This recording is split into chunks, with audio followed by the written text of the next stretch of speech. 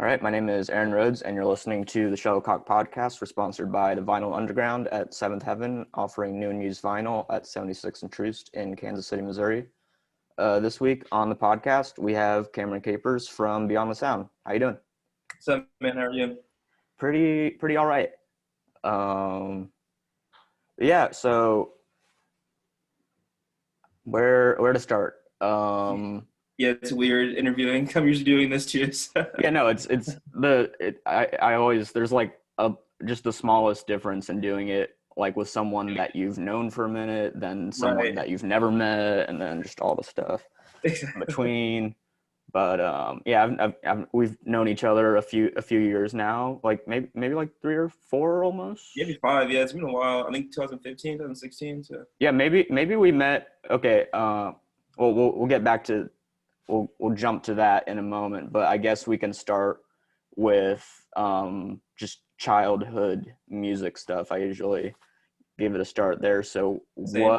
what was like the first music you were introduced to as a kid, and how did you find out about that? So one of the first like earliest memories I have, like hearing a song, like and like having a response to it. I was like 4 or 5, I think. This Lifetime by Maxwell. I was living in Ohio at the time I was a kid, and I just remember like that song just like resonated with me a lot. And that was the first time I ever had like an emotional or like any type of reaction to like a song before. So that's definitely one of my earliest memories. But my mom's side was more of like R&B and like pop stuff, so a lot of like Barry White and like Earth, Wind and Fire and all that. And then my dad's side of the family was like he was like a hippie and stuff, so it was like Jimi Hendrix and like Led Zeppelin and like Joe Walsh and all that like rock stuff. So yeah, growing up I had like a weird mixture of like R&B and then like rock. So that definitely was like kind of the foundation of what I listen to now in a sense. It sounds like you were getting a lot of classics either Definitely, way. yeah. And it wasn't like I didn't even know who they were, I just it was what they played all the time. So it was like we didn't have Spotify back then either, so I couldn't like look it up or see who it was. So yeah, Yeah. it was just like just the stuff they were playing around me growing up.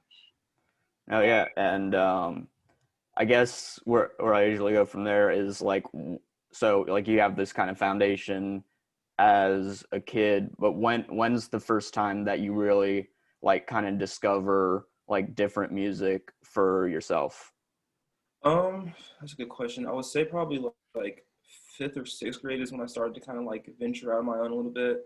Because at the time I was listening to a lot of rock and like hip hop was pretty much it. Hmm. But yeah, around middle school is when I got more into like electronic and like alternative stuff and kind of like ventured out.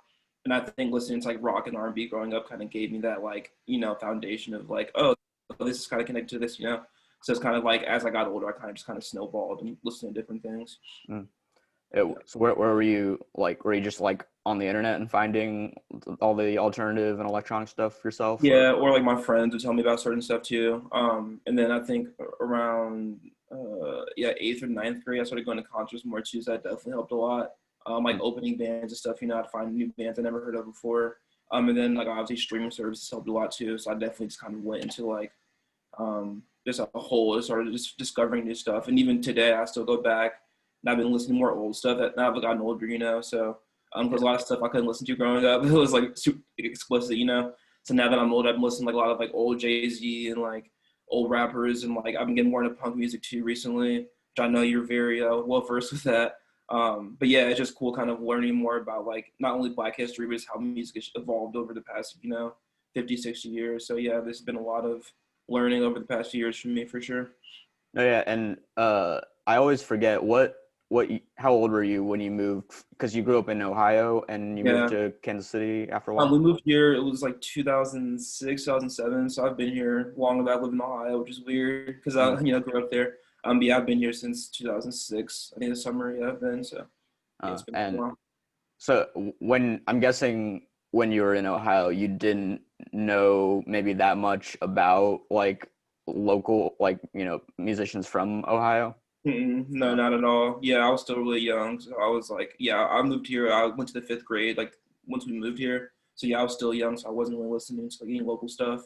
Mm. And I had like family members. We didn't really have anyone that played music that much. Like they like would rap and stuff here and there, but my brother Danzell and I were the only ones in our family who like really did play and like are into music to like this level. So yeah, when I moved to Kansas City, I definitely learned a lot more about local music, and that started around 2015, I think, is when we moved downtown. And that's definitely when that kind of like opened the doors to a lot of artists I'd never heard of before. So yeah, that definitely was like a huge shift for me, and that's when Beyond the Sound really started to like I took it more seriously, started to like do more with it. So And yeah, you mentioned your brother Danzell. He's a musician also, and I can tell like you guys are like pretty important in each other's like kind of music discovery, and just like, yeah, I'm sure you find new artists through each other all the time and probably have for a while now. yeah, and like we both do the same thing. Like he'll recommend something to me, and it'll take him like a year to listen to it, or like vice versa. Like, yeah, listen to this, listen to this. And when he finally does, like we like both love it. So yeah, and he's a year and a half older than me, so we like grew up. I'm the youngest of four kids, but we've always been super close because how close in age we are. But yeah, he definitely even you could say to an extent he kind of helped start Beyond the Sound because he actually recommended it to me. It was right after high school. I graduated. I didn't really know what I wanted to do. And he's like, "Oh yeah, you should like start a blog." And I was like maybe, I kind of blew it off when he first said it. And then like 4 or 5 months later, I kind of played with the idea more, and then that was kind of when it first started. Was basically him recommending it. So, but yeah, we've played music like our entire lives. Self-taught, both of us are.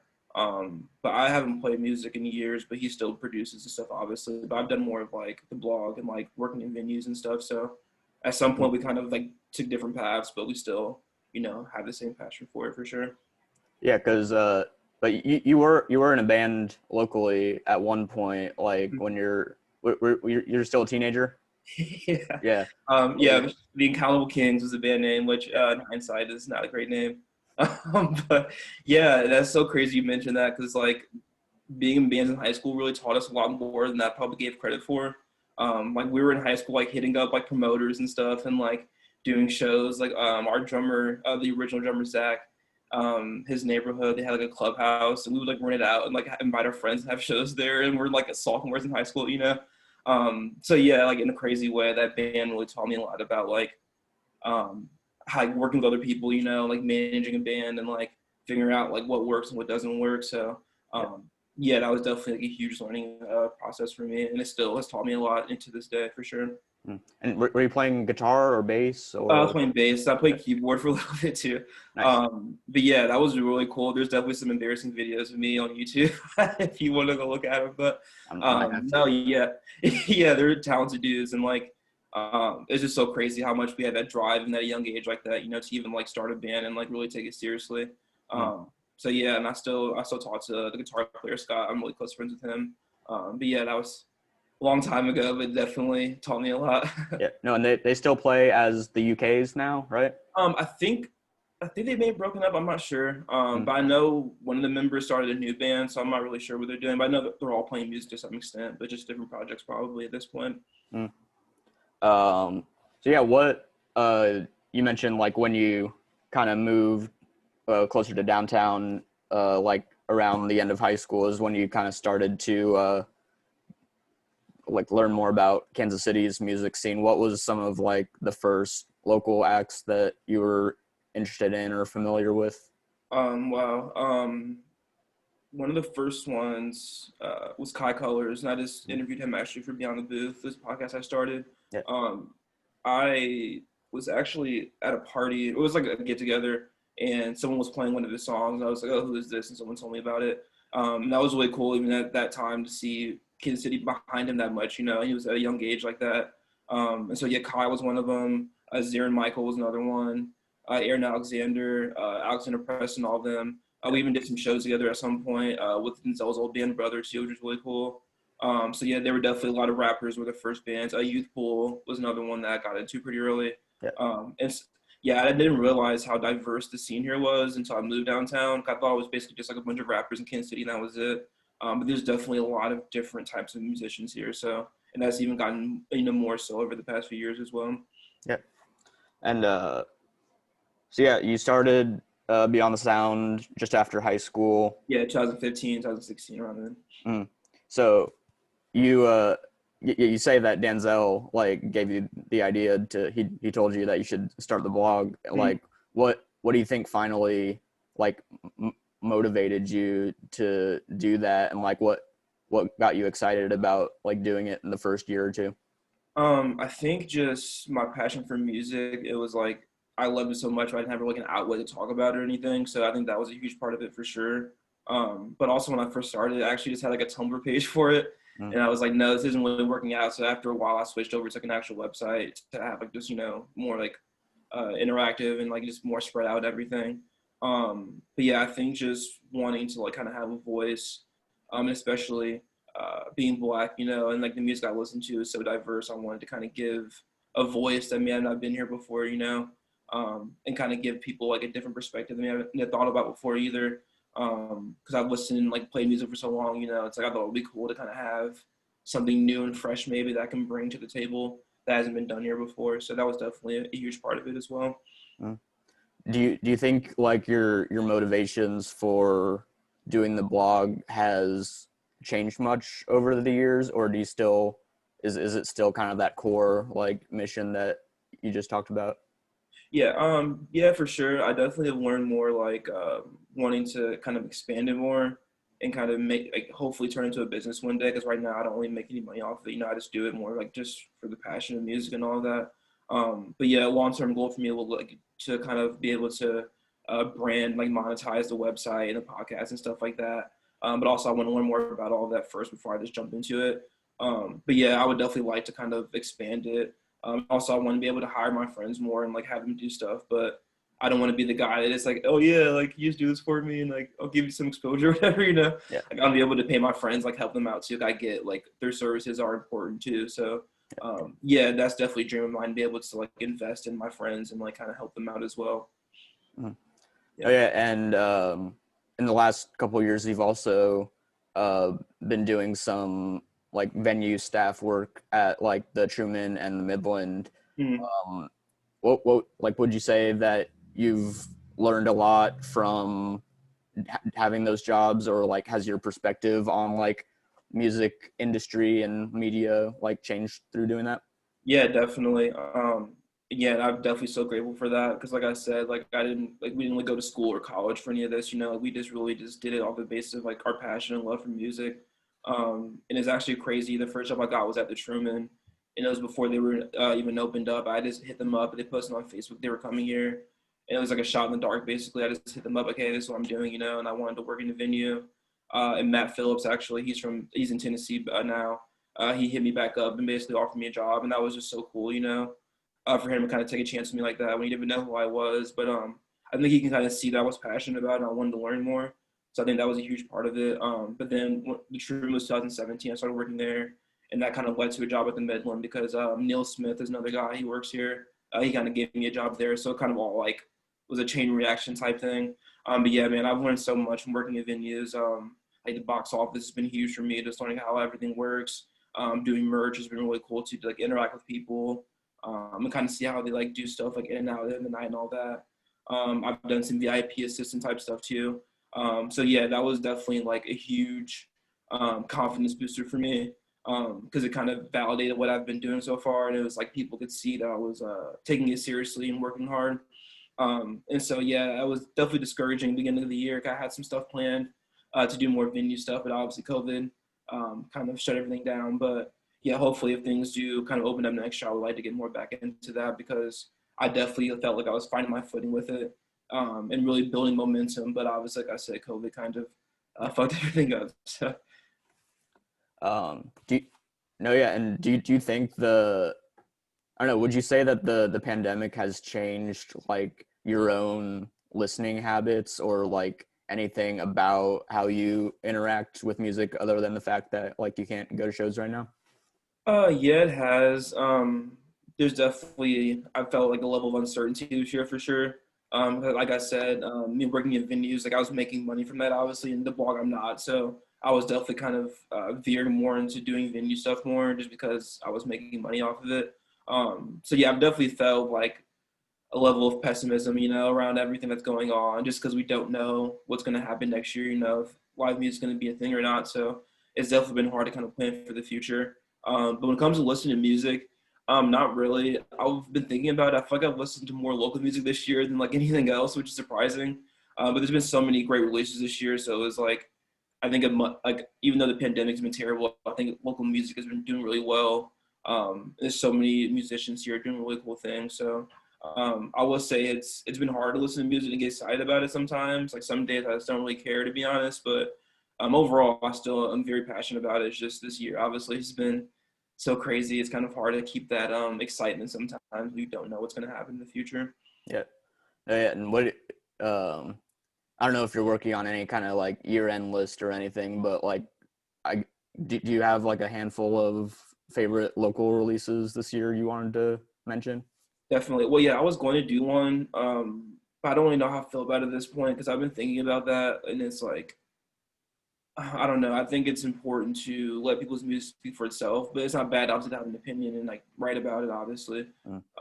But I don't want to be in a position where I feel like I'm maybe discouraging someone like release music or like if they like read something I write and it's like, oh, like this guy hates me or whatever, or hates my music. I don't want them to feel discouraged. I mean, obviously they wouldn't, but that's just how I think. And it's actually a Ty from Black Star Kids. He did an interview. I think it was Zane Lowe. Did like a short little chat with him. He had mentioned like how like all like forms of music is valid or something like that. I'm butchering what he said, but that really resonated with me because I think a lot of times we get so obsessed with like critiquing people's music instead of letting it just kind of be what it is. So yeah, I don't know if I'm gonna do one this year or not because I've kind of changed my views on it a little bit. But when it comes to local music, there's been a lot of great Dame. His project was really good. Yep. Pretty Girls Listen to Dame is the name of it. And then Black Star Kids, I mentioned them. Their new album is really, really solid. And like I said, I just have a lot of respect for them because I see a lot of myself in them, you know, because they don't really fit into one genre really. And that's something I've always identified with because I think once again, being Black, it's like a lot of times in the music industry we get pigeonholed into one thing, you know. And so it's cool to see bands like that kind of break the mold and not really conform to one thing. Yep. Who else? Don Chronicles, he had a really good album as well. I know I'm forgetting some people, but I'm gonna feel bad later No, on. yeah, the Dom album is probably my favorite of his so far, and he's Yeah, had a lot of material. yeah, it's really solid, and yeah, that's the one thing about Kansas City artists. They're so cohesive. Their projects, like the visuals and like everything they're doing is like just watching from when I started covering music up till now. It's been so cool to see the growth in people and like how they change. But yeah, there's been a lot of good projects. Like I said, I know I'm forgetting some. Those are just a few, just to name off the top of my head. Yeah, and so yeah, you mentioned that you've done a few episodes of the Beyond the Booth podcast so far. You did Riley the musician, Paris Williams, and Kai Colors. Mm-hmm. What made like the last few months like I don't know what made you decide that this was the time to do the podcast? Well, I actually started this summer. I think it was like May was the first episode. Okay, yeah. Excuse me. But then I think right after that was when like all the rioting stuff was happening here, you know. So I just felt like I needed to take a break from it because I didn't feel right about promoting my stuff. And that's no judgment to people that did. You know, I get it. Like people, art and music can be really like, therapeutic for a lot of people. So I'm definitely not trying to like look down on anybody for doing stuff while that was happening. But also just from like a mental health standpoint, I bring race back into it. You know, being Black in Missouri is obviously can be very traumatic just because all the shit that's going on here. So yeah, it was definitely hard for me to feel motivated to even do it in the first place. So I kind of took a break after the first two episodes just to kind of get myself together. And also was moving in the process of that and working full time, you know. So I had a lot of stuff going on at the time. But once I kind of moved in and got settled, I started doing it again. I enjoy, you know, talking like this instead of writing sometimes because it's easier to have a conversation, you know, just going back and forth. But yeah, I thought it was a good time just because live music, I was covering that for the blog, but like you said, we can't do that right now. So I wanted to kind of do something else, but kind of still be releasing stuff that people could be interested in. And once again, I think the podcast would be cool just because I think I have like a pretty well-versed musical knowledge, if you want to say that. And I just like to talk to people about their music and how they come up with stuff. So yeah, I just wanted to do something different that I haven't done before. And I thought the podcast would be a cool way to kind of try something new, basically.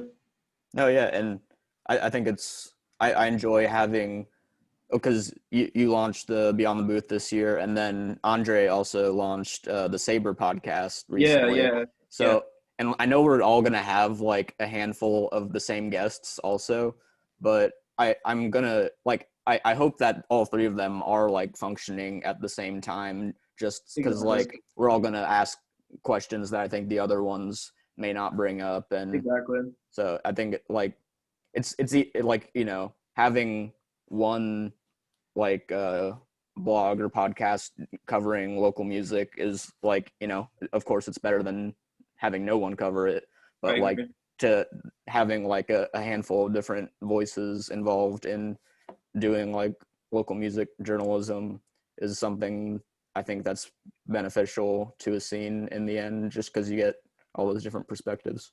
Yeah, I definitely agree. Yeah, even you. That's I think yeah, like we said, it was like 2000. I think we met. It was like It was a tattoo shop or something in Crossroads. It was a show there. It was like a skate like ramp in the front part of it. I don't know the name of it, but it was during the summer. I don't know. It's in Would Crossroads. that So have been at Mercy Seat, I think like so. Yeah, I think it just was Mercy by the Seat. Star Building? Yeah, that's where it Yeah. was at. I think it was the Okay. first time we actually met in person. And yeah, that was just cool, even to meet you, because I definitely see you as a kind of a pillar here. Not just like I'm not trying to gas you up or anything. That's how I feel. But I think you've done a lot of amazing work here. You're a pillar, Cameron. Both Don't get me pillars. started. No, yeah, I think you've done a lot of amazing work. And I think it's cool you don't just do one type of music. You do like punk and like rap and all this different stuff. So yeah, you definitely have even inspired me to like want to do more in this scene too.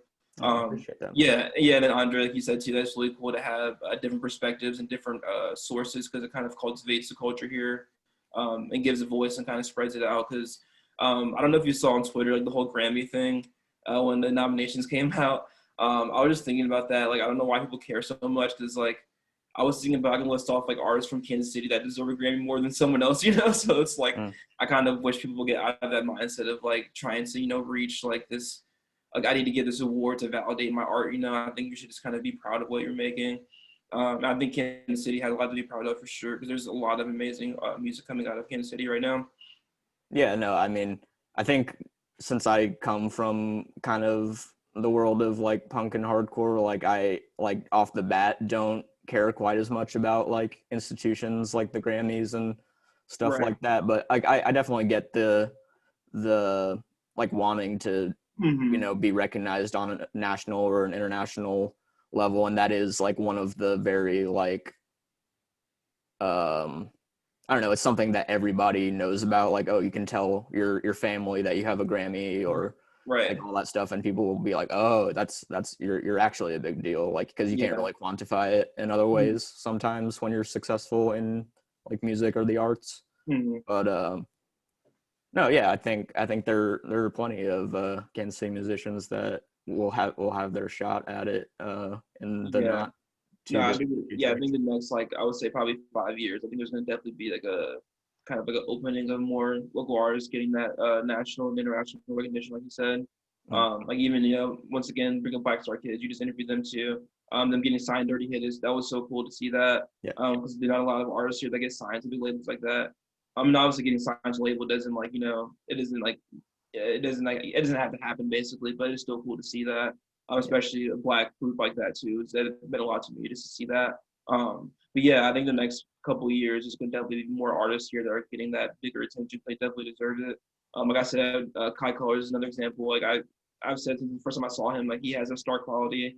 My brother, he's the same way. He's super talented and like well versed too. So yeah, I'm really excited to see more artists kind of get that bigger platform to kind of share their music because yeah, they definitely deserve it. In the Midwest, I think deserves more recognition for sure. Because yeah. yeah, I think Missouri and Kansas doesn't really get the attention it deserves a lot of the time. Mm.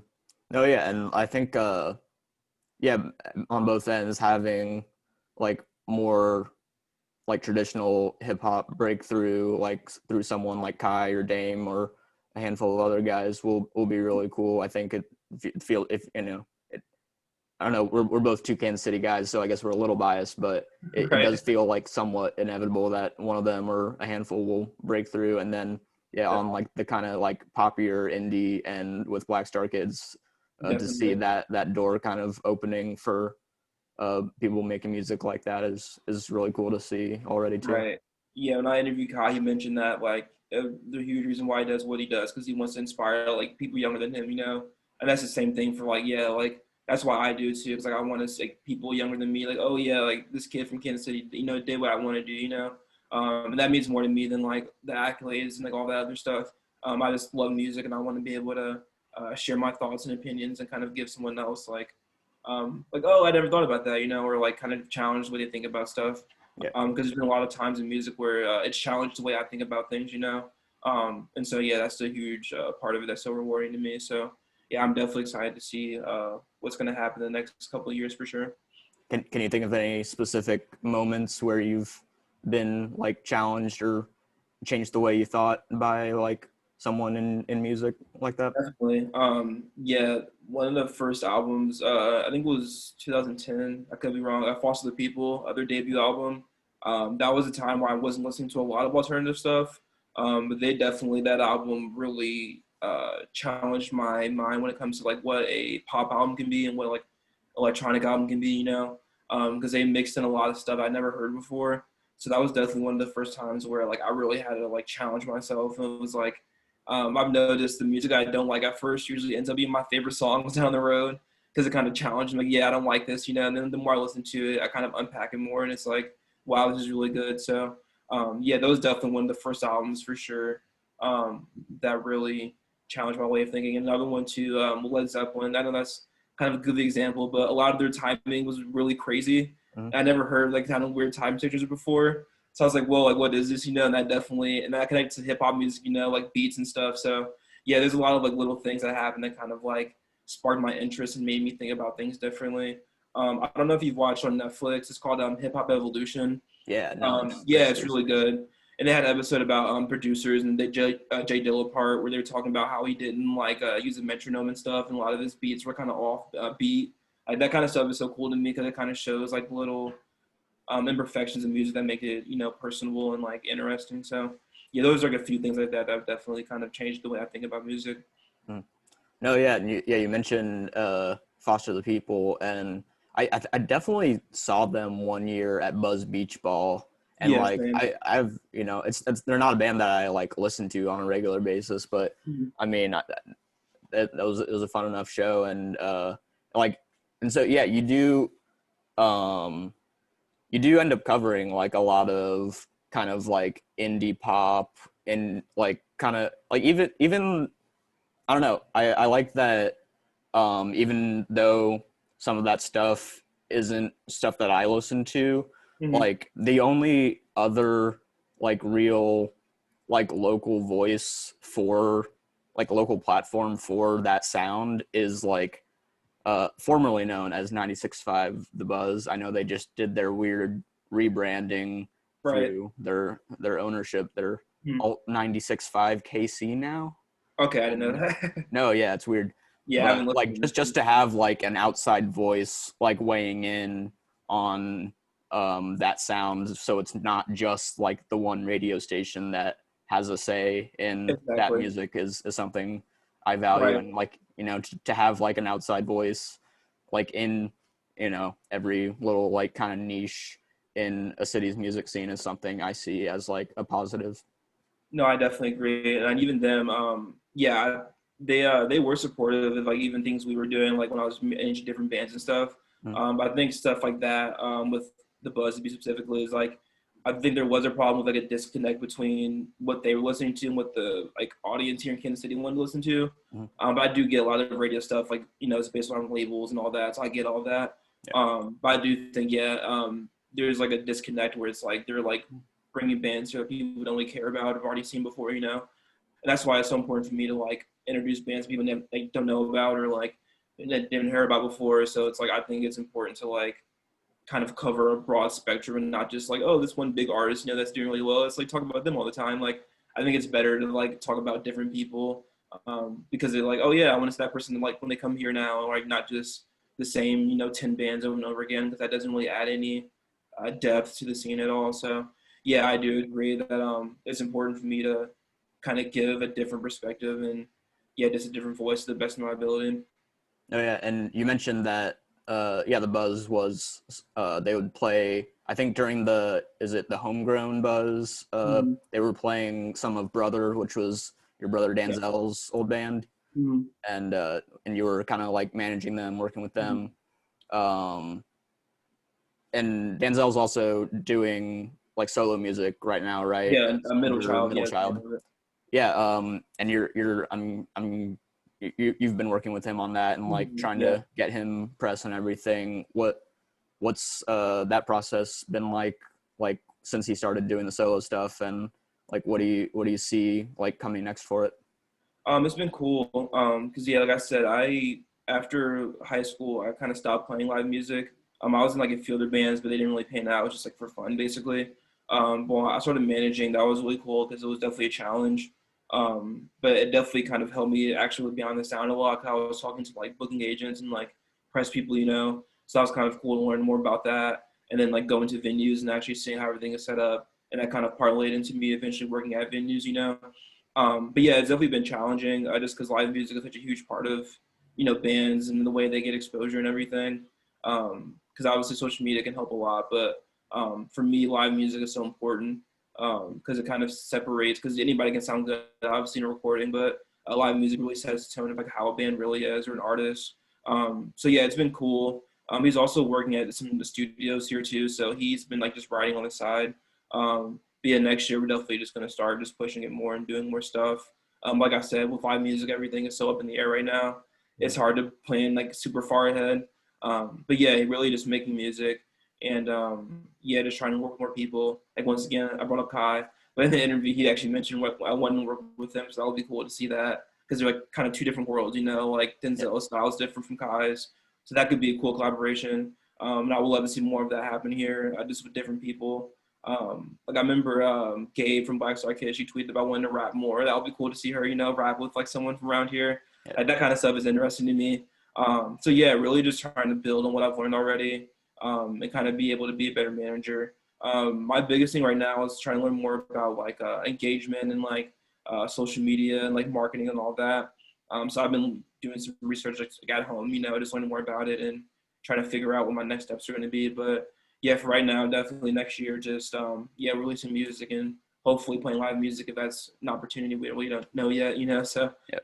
yeah, it's hard to plan, but No, yeah, and Danzell's put out like one or two songs through Mhm. as Middle Child so far, and I remember what was this the first single like October October? 31st. Yeah, Yeah, I like that one, and I don't know, it's kind of like a I would say almost like an alternative R&B like pop kind of definitely. sound, Yeah, definitely. and I don't know, I guess I would have to speak with him to get like all the like his whole kind of process and influences and stuff. But it is like I can imagine that he's at least drawing a little bit from the R&B you guys picked up in your childhood.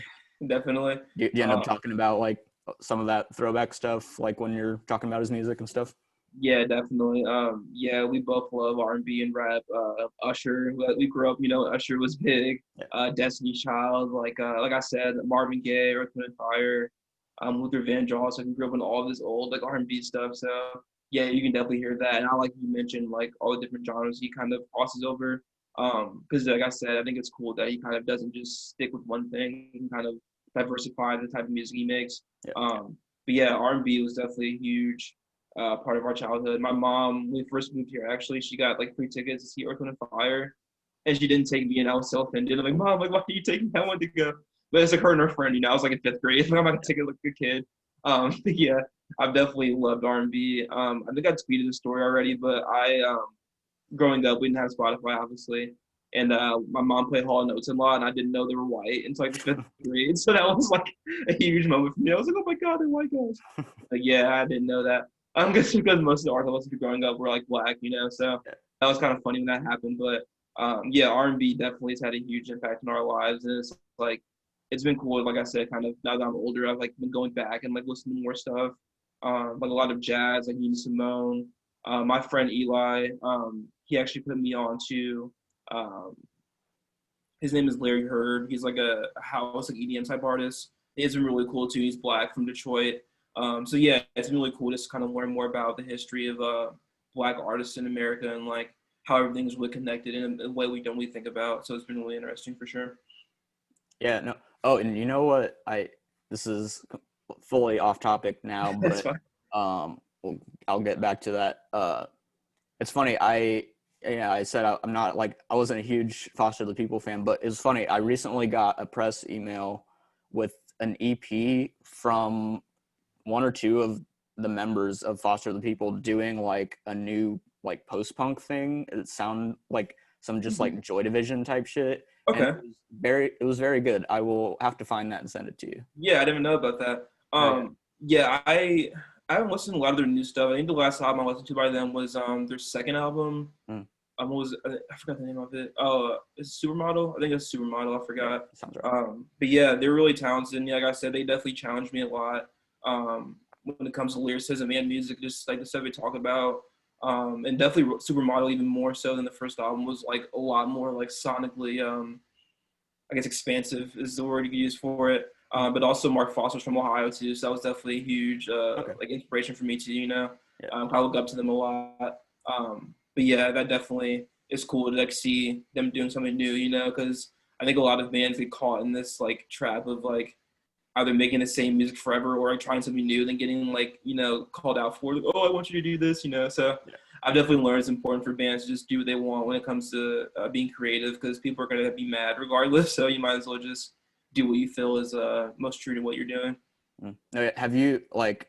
I know like you didn't have much like involvement or connection to specifically like Ohio music when you were living there, but have you like kind of gone back and found any like Ohio stuff that's interested you like recently? Yeah, a few people here and there.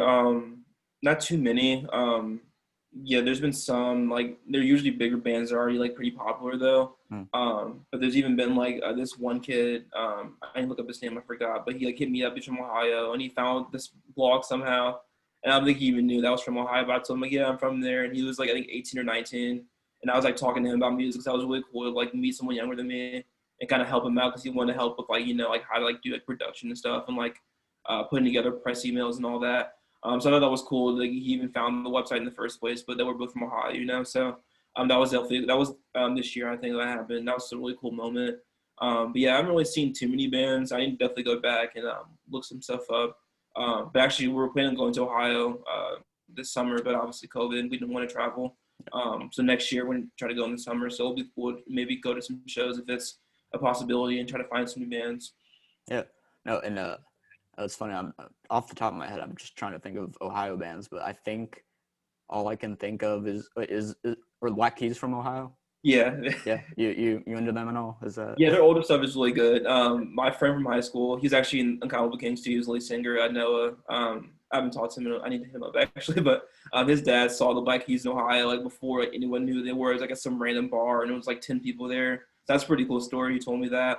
Mm. But yeah, their older stuff is a lot better to me. It just felt more authentic, I guess. It was more just like gritty, rock and roll. And I think when they kind of crossed over into pop, it kind of just it's not bad, but it's just not really for me. And they were at the Sprint Center, I think last year or Yeah, 2 years no, ago. it's funny. I ended up at that show, and How was because it? I went because Modest Mouse was opening, and I used Okay. to be pretty into Modest Mouse like in high Mhm. school. And I never saw them, and Modest Mouse did not sound good at all. Like, I heard that. yeah, Isaac, the singer, yeah, it just sounded kind of rough, and he was like missing, like he would like, I think like, oh, I remember like he missed, like he was like a beat behind and like missed words on like float on, which I kind of get because I'm sure they have to play that every fucking show and Right. probably hates it by now. But Mhm. I was like, oh, this isn't very fun to watch. But Black, like I'm not a huge Black Keys fan, but they did have a much more like solid performance, and Definitely. it Yeah, was I saw nice. Modest Mouse Uptown Theater. I think it was like 2015, 2016. I don't remember. Mm. It was kind of the same thing. Like he was having problems with the sound guy. Apparently, the lead singer was. I don't know if that's like a pattern or not. I really don't follow them that closely, but Yep. it was still a good show overall. But you could tell he was like kind of like over it. But I think it was also like towards the end of the tour too. So usually around that time, a lot of bands, kind of the fatigue, of touring can kind of get to them. So I'm pretty understandable about that. But yeah, Modest Mouse. I don't know if it's just like a one-time thing or if they always have issues with playing live, but they were still it was a cool show to see regardless. But yeah, Black Keys. I don't stadium shows. I don't mind going to them, but I kind of prefer smaller venues. This is more an intimate setting. But yeah, I mean, I'm totally cool with what they're doing. But yeah, I've definitely kind of fallen off from their stuff over the past few years for sure. Yeah, are there any like kind of more intimate shows that you've seen, like that you've gone to cover for Beyond the Sound that really kind of pop out to you as favorites? Yeah, just recently, Rico Nasty. That was this time last year, actually. And actually, Wes Lewis, a photographer from here. That was the first time I ever hung out with him. My friend Gina. That was a really cool show. And it was sold out. And it was one of those shows. Like after it was over, I wanted it to like restart like right after that because it was so fun.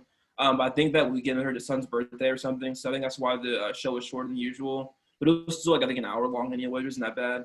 But that was a really cool show. And Amir Wang opened up for her too. That was really cool to see a local artist. Another example is Ashawn at the Midland. He opened up for Schoolboy Q. That was really cool. Yeah, that was awesome. Yeah, I was actually working that night. I wasn't able to cover it, but it was cool to see, him on stage like that, and people were really engaged in what he was doing. And there's been a lot of examples like that. Who else? I can't. Oh, that Rico Nasty show too. Like that was it was good performances, but also like I feel like everyone I know was at that show. Like, Right. I knew like 20, 30 people there. That's like, you there. I don't think I saw you at that show. I'm not sure. I don't remember. Oh no, yeah, I'm sure there are people there that I didn't even realize were there. Yeah, one of my friends, like she was there, and then we became friends after that show. I was like, oh yeah, I was there too. I'm like, yeah, it's funny. Yeah, you were right. Everyone was at that show. Yeah. But yeah, there's been some cool shows for sure. And then one of the coolest like things I've done was Young and Giant. We met them in Liberty Hall in Lawrence. Like we just stood outside after the show, to get autographs and stuff. And I met one of them, and he the lead singer took my like jacket and vinyl, like took it on the tour bus, and they all signed it. Like that was really cool because he didn't have to do that, Yeah. And then I talked to the lead guitar player, Eric, and I told him about Beyond the Sound and everything. He was like, "Yeah, I'll definitely do an interview like whenever I'm back in town." And like a year and a half later, they were back, and he still did it. And I thought that was really cool, because they're like a really big band. Yeah. He didn't have to like do that at all. He could have like said "fuck off," whatever, and just like forgot about me. So that was really a cool experience. They're one of my favorite bands like since high school. So yeah, to be able to meet them, to interview Eric was really cool. So yeah, those are definitely some of the most like valued memories I've had over the past few years for sure. No, yeah, and I mentioned that I didn't do like a ton of like the kind of early tens indie stuff, but they Young the Giant definitely kind of stuck out to me as like a band that like I don't know, I just kind of happen to enjoy them more than a lot of their kind of peers, and I didn't keep up with them super closely, but I wish I did get to see them at some point.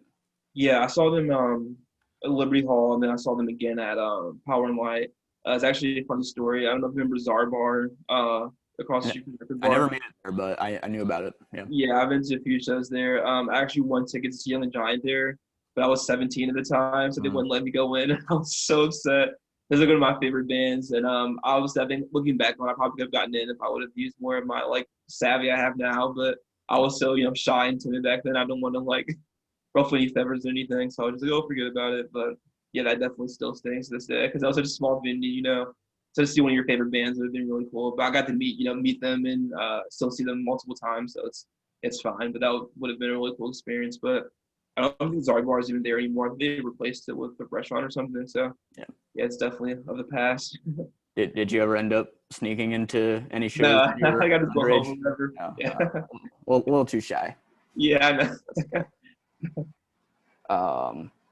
So yeah, I know I asked you about like some of your favorite like local 2020 releases, but something I also wanted to ask was who, like, other than people that are like releasing stuff like this year and that are like kind of getting popular locally, I guess I would want to get your opinion on like locally who to look for in 2021, like who are not enough people locally like talking about, or like who are some people that like local music fans might not know about.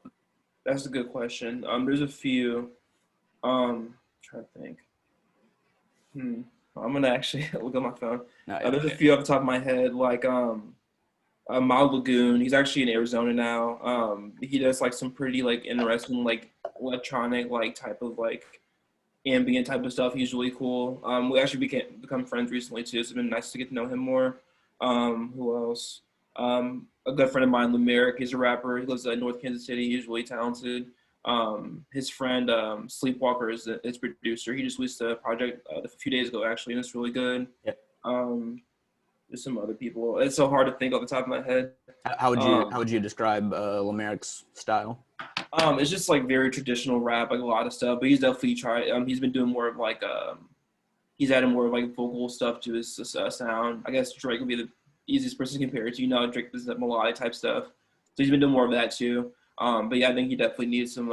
He deserves more exposure. He actually opened up for Denzel Curry in Florida. I think it was last year or the year before that. I might be wrong. But yeah, he opened up for him, so that was really cool. But I think obviously a lot of people knew about that here because it was a different state. But yeah, he's really talented as well. Let me see. In Denzell's home state. So yeah, yeah. So that's really cool. Who else? I'm trying to see. Probably the musician. Obviously, he's had a great year, but I think he definitely deserves even more recognition because he has a really cool sound that you don't really hear a lot.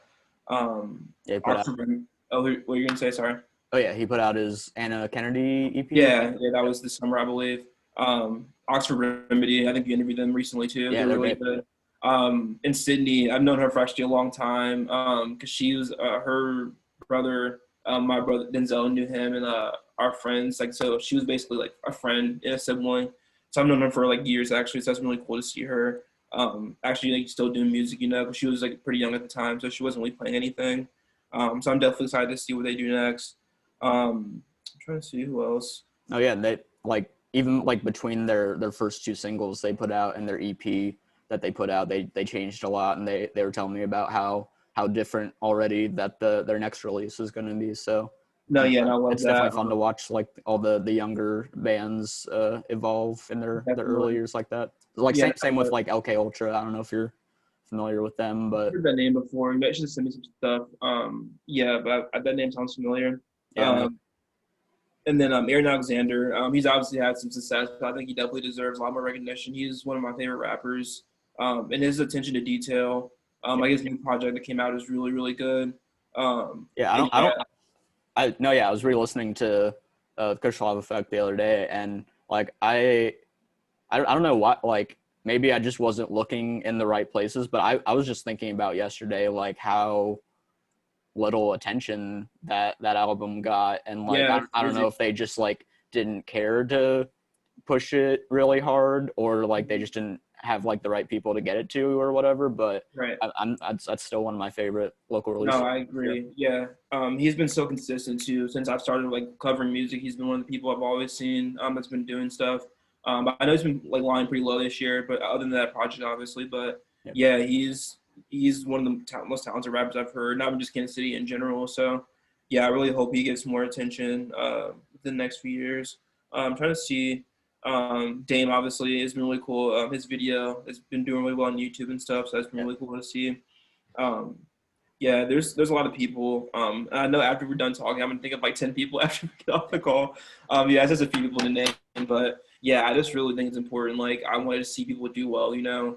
And obviously, I know my platform isn't the biggest in the world, but I just want to be able to, for people to know that we care, you know, and like so they don't feel like no one's listening or whatever. And there's so much talent here, you know. So I think there's a lot of success to be had. It just hasn't really gotten there yet, but yeah, I'm excited to see what happens in the next few years for sure.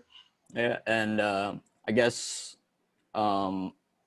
is there anything that you want to like tease for like just articles or any other like content for Beyond the Sound that you're working on right now that people should look out for? Yeah, so Beyond the Booth, I'm definitely gonna like push that really hard. I have some episodes I'm gonna do this week. I have the next few already planned out actually. And I'm gonna tease a little bit. I actually was gonna do some cipher videos this year. I thought that would be cool. Yeah. Kind of an XXL type thing. But also just COVID. Once again, I didn't want to risk it, just for filming and everything. So yeah, my goal for next year, probably January, February, is to start doing that. I think it'll be cool to kind of see some local rappers kind of. I've never seen a lot of them freestyle before either. And they don't have to, obviously. But obviously, freestyling is a huge part of like hip hop and like the history of it. So it'll be cool to see some local rappers kind of in that context because I haven't seen. I think it was what's his name, Aaron from Star. I forgot his last name. Yeah, Aaron Randall. Yeah, I think they did a cyber video like 3 or 4 years ago. Yeah, and that was pretty cool. It was like Roy Fresco and Zara and some other people in it. But other than that, I haven't seen anyone really do one before. So I think that would be cool. And I want to be able to kind of parlay that into doing just like live performances in general, you know. So yeah, that's definitely something I'm working on. And then the podcast, like I said, but hopefully, yeah, if live music is a thing next year, then I can definitely get back into working. I do miss it a lot, but yeah, I definitely just want to be able to do different things I haven't tried before. Because I do think I want to. I'm going to keep writing for sure, but I do think I want to take some time to just get better as a writer. I think I have some room to grow. Because I think it is as creatives in general, we're usually the hardest on ourselves more than anyone else can be. So there's been a lot of times where I want to write, but I just don't feel motivated to. Mm. And there's sometimes where, yeah, this came out really good, and other times like I hate this. Yeah.